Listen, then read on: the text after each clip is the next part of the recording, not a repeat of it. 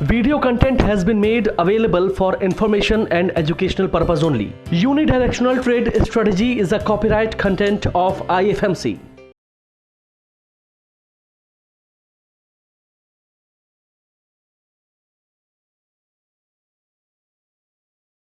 Good morning दोस्तों।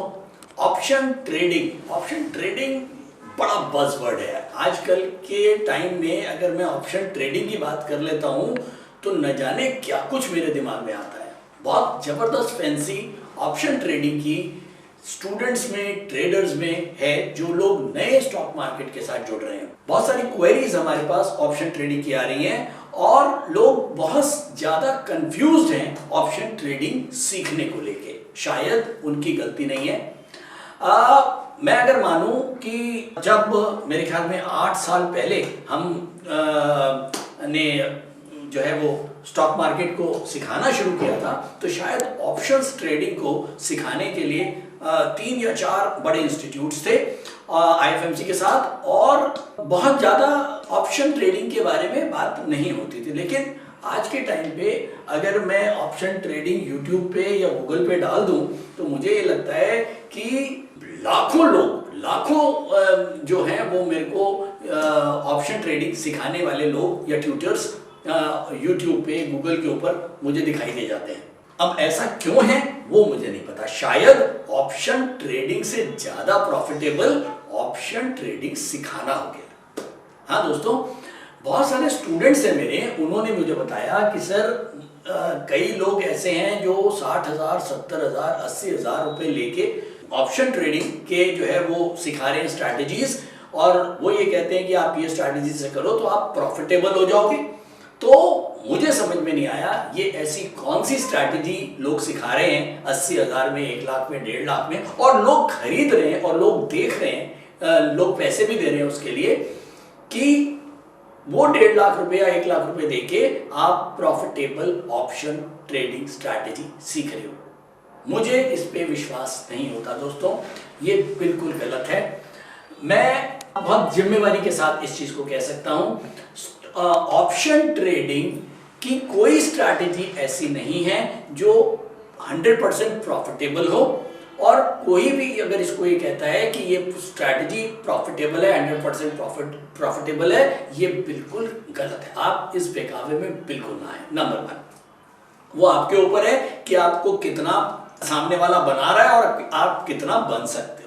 तो मैं इसके ऊपर आगे ज़्यादा कमेंट नहीं करूँगा, लेकिन हाँ इतना ज़रूर है लेकिन कि अगर कोई इस तरह की बात करता है कि मेरी स्ट्रैटेजी मैं इतने रुपए में आपको दे रहा हूँ और आप इससे प्रॉफिटेबल हो जाओगे, ये बिल्कुल गलत है। ये मैं अपने एक्सपीरियंस के तौर पे बोल सकता हूँ।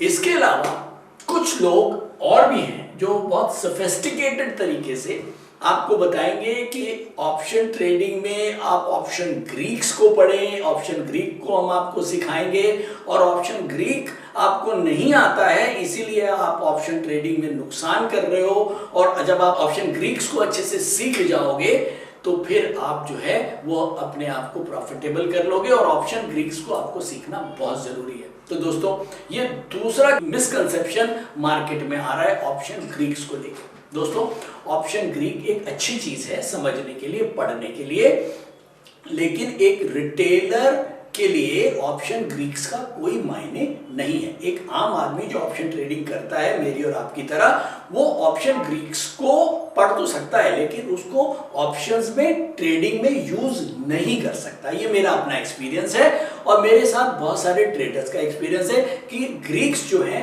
वो रिटेल ट्रेडिंग में काम नहीं आते।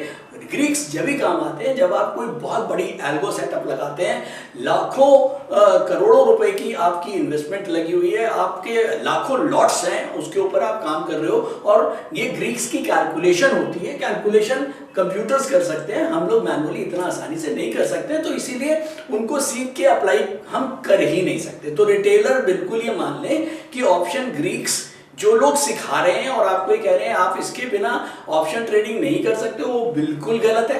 अगर मैं मोटे तौर पे आपको ग्रीक यहां पर हल्का सा क्लियर करता हूं, आपको समझ में आएगा। सबसे पहले देखें Greeks, calculation to measure different factors that might affect option pricing. Might affect, जरूरी नहीं कि वो इफेक्ट करे। तो अगर मैं ग्रीक्स की बात करूं, सबसे पहले आता है डेल्टा। डेल्टा का मतलब है चेंज इन प्राइस। ये चेंज इन प्राइस को डेल्टा बोलते हैं कि अगर एक कोई भी आपने स्टॉक लिया, वो कितना प्राइस चेंज हो रहा है और उसके हिसाब से कितना आपके कॉल ऑप्शन के ऊपर या पुट ऑप्शन के ऊपर फर्क पड़ रहा है प्राइस की वजह से, उसको हम डेल्टा कहते हैं। गामा क्या है? गामा है rate of change in price.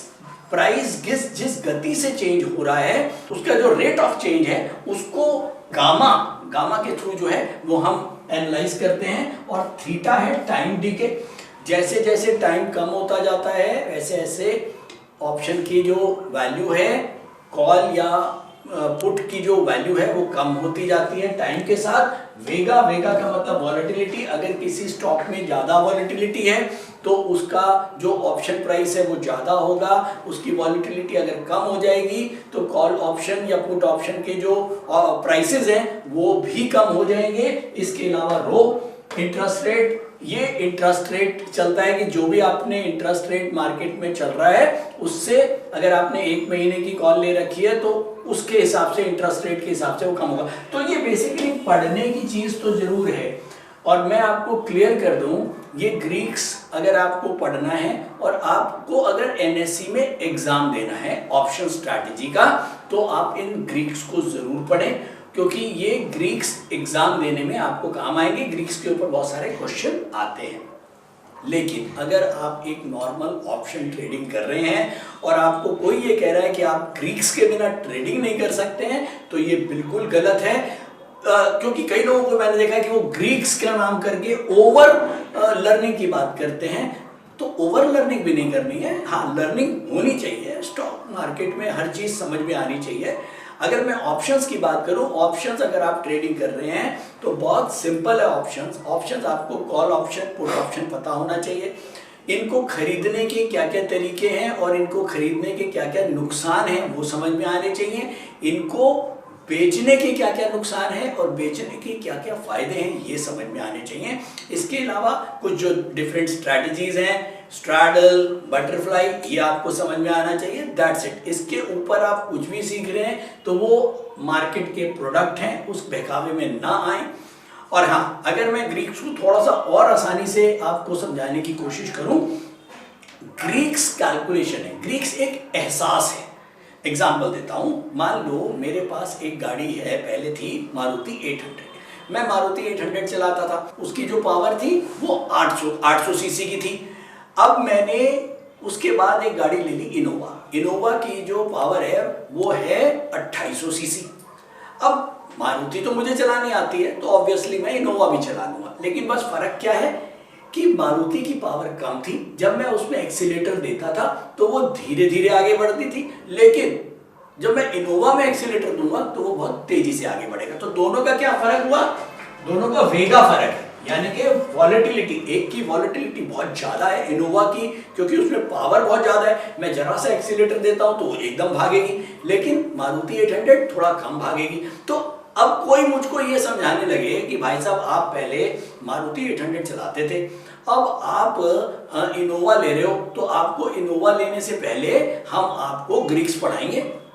अब आपको हम ये बताएंगे इसमें डेल्टा, गामा, थीटा, वेगा, रो, यानी कि हम आपको इनोवा का ये बताएंगे कि इनोवा की कितनी पावर है, उसमें टॉर्क कितना है, उसका सीसी कितना है, उसका भला कितना है। तो ये सब पढ़ने के बाद आप इनोवा चलाएंगे तो आप इनोवा जरा और बढ़िया चला लेंगे। ऐसा कुछ नहीं है। जब मैं मारुति से इनोवा पे जाऊंगा तो 1-2 बार मुझे थोड़ा सा उसको सेटल होने में 1 दिन 2 दिन लगेंगे। और आप ऑप्शन ट्रेडिंग जब सीखते हैं तब भी आपको 10 दिन 15 दिन आप कुछ भी ट्रेड करेंगे, आपको थोड़ा सा अनकंफर्टेबल लगेगा, लेकिन 15 दिन के बाद ये सारे एहसास आपको अपने आप समझ में आने लग जाएंगे। इनके केवल नाम ही नहीं समझ में आएंगे। डेल्टा आपको पता लग जाएगा कि अगर मान लो मैंने एक 100 रुपए का भाव चल रहा है और 100 रुपए की कॉल ले ली 10 रुपए में। अब 100 वाला भाव 105 हो गया तो 10 रुपए वाली कॉल 3 रुपए हो गई। तो हमको पता लग गया कि जैसे ही प्राइस बढ़ रहा है तो ऐसे ही कॉल का प्राइस भी बढ़ रहा है। तो ये डेल्टा हो गया। अब इसमें मुझे डेल्टा को पढ़ने की क्या जरूरत है। और ऐसे ही अगर मैं थीटा की बात करूं, अगर मान लो मैंने 100 रुपए की एक कॉल ली 10 रुपए में 1 तारीख को और 25 तारीख हो गई, 25 दिन निकल गए और भाव 100 रुपए रहा, तो ऑब्वियसली वो 10 रुपए वाली जो कॉल है वो आ जाएगी 2 रुपए। क्यों? क्योंकि उसमें टाइम डीके हो गया। भाई टाइम खत्म हो गया, प्राइस वही थी, तो ऑब्वियसली कॉल का प्राइस गिर गया। तो ये हो गया हमारा थीटा। तो बेसिकली अननेसेसरी हर चीज को ओवर कॉम्प्लिकेट करना, आजकल लोग कॉमर्शलाइज कर रहे हैं हर चीज को, तो अननेसेसरी कॉमर्शलाइज नहीं करनी चाहिए एजुकेशन के पार्ट के ऊपर। तो मैं केवल यहाँ पर इतना ही कहूँगा कि अगर आप लोग ऑप्शन ट्रेडिंग को सीखना चाहते हैं, simple and pure option trading को सीखें, जिसमें कॉल ऑप्शन, पुट ऑप्शन क्या होता है, इनको राइट ऑफ करना क्या होता है, इनको खरीदना क्या होता है, इनकी स्ट्रैटेजीज क्या होती हैं, दैट्स इट। उसके बाद आप प्रैक्टिस करें 10 दिन 15 दिन, आपको अपने आप समझ में आ जाएगा कि किस तरह से ऑप्शंस में काम किया जाता है। दूसरी बड़ी बात, जब कोई आपको ये कहता है कि एक ऑप्शन स्ट्रैटेजी मैं प्रॉफिटेबल बता रहा हूं, ऑप्शन स्ट्रैटेजी कभी भी प्रॉफिटेबल नहीं होती है। प्रॉफिटेबल हमेशा आपका व्यू होता है। सबसे पहले आपका एक व्यू बनता है ऑप्शन ट्रेडिंग करने से पहले। अगर मैं कोई भी स्ट्रैटेजी बना रहा हूं, मान लो मैं निफ्टी के ऊपर स्ट्रैटेजी बना रहा हूं, तो पहले स्ट्रैटेजी बनाने से पहले मुझे व्यू लाना पड़ेगा कि मैं निफ्टी को बुलिश देखता हूं या बेरिश देखता हूं, उसके बाद स्ट्रैटेजी बनती है। स्ट्रैटेजी अपने आप प्रॉफिट या नुकसान नहीं कराती, आपका व्यू आपको नुकसान या प्रॉफिट कराता है। अगर आपका व्यू गलत हो गया तो कोई अच्छी से अच्छी ऑप्शन ट्रेडिंग स्ट्रैटेजी आपको बचा नहीं सकती। आप हेज जरूर कर लोगे, 100 रुपए का नुकसान आप 80 रुपए पे ले आओगे, लेकिन नुकसान तो नुकसान ही रहेगा। तो इसीलिए पहले व्यू बनाना सीखें, व्यू अच्छा हो जाएगा, ऑप्शन स्ट्रैटेजी अपने आप अच्छी हो जाएगी।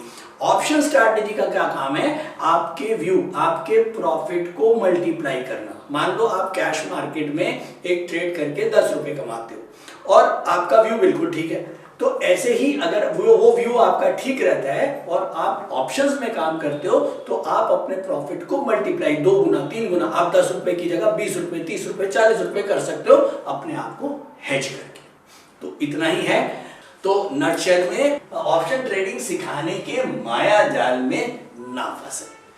तो थैंक यू दोस्तों, आज के लिए इतना ही। जो दिल में आता है आपसे शेयर करने के लिए, कुछ अच्छी बात बताने के लिए, जो लगता है मार्केट में गलत हो रहा है वो आपके साथ शेयर करता हूं। उम्मीद करता हूं आपको समझ में आया होगा, आपको पसंद आया होगा।